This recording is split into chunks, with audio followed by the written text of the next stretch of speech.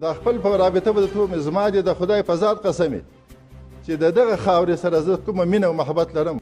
د طالبانو قونسل بیا ګلان کرلي وایي پاکستان آزاد او پاک هیواد دی، د دوی له برکته مو یرغل ګرمات کړي دي ځکه خو ورسره مینه لرم. دا چې جنرال مبین او نجیب ننګیال ترڅنګ نور ورته څه ویلي جزئیات هم دلته وګورئ او چینل سبسکرایب کړئ. پېښور کې د طالبانو قونسل محب الله شاکر په یو تازه بیان کې ویلي چې دا د پاکستان د آزاد او پاکې خاورې برکت و چې افغانانو د دوو لوی قدرتونو ته ماتې ورکړه. نوموړي د الله په نوم قسم خوري چې له پاکستان سره مینه لري. شاکر زیاتوي چې پاکستانیانو افغانانو سره هیڅ ظلم نه دی کړی، دوی ته په منفي او بد نظر مه ګورئ.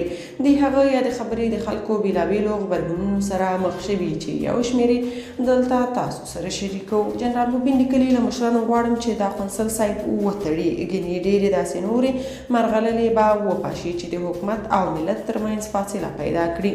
مجید قرار لیکلي دا اوس کرنل مقرر کړی د چاپلار ولاکه ورته چپ وګوري.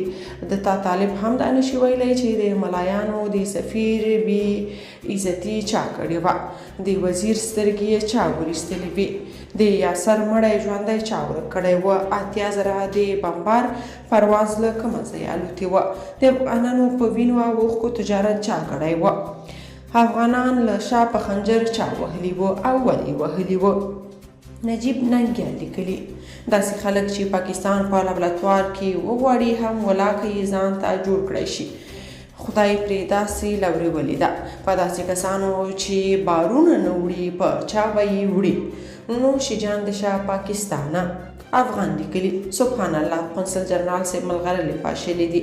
هرې ورځې په تېرېدو دوی ثابتوي چې څه یې کړي، د چا په حکم یې کړي او له کومه ځایه یې کړي. زه شرمېږم چې داسې خلک هم دولتي وظیفې لري او زموږ د ګران افغانستان استازیتوب کوي. یو شمېر طالبانو بیا لیکلي چې دا د امارت استازیتوب نه کوي، خو خلکو ورته ویلي چې دا کوم عادي کس نه دی بلکې بل هیواد کې د افغانستان رسمي مامور دی او د ده هره خبره باید په پام او احتیاط سره وي. یو شمېر نور افغانانو بیا ویلي چې طالبان باید له خپلو لیکو داسې پاکستاني فکره کسان وباسي. که تاسو په دې اړه څه نظر لرئ په کومنټ کې شریک او چینل سبسکرایب کړئ.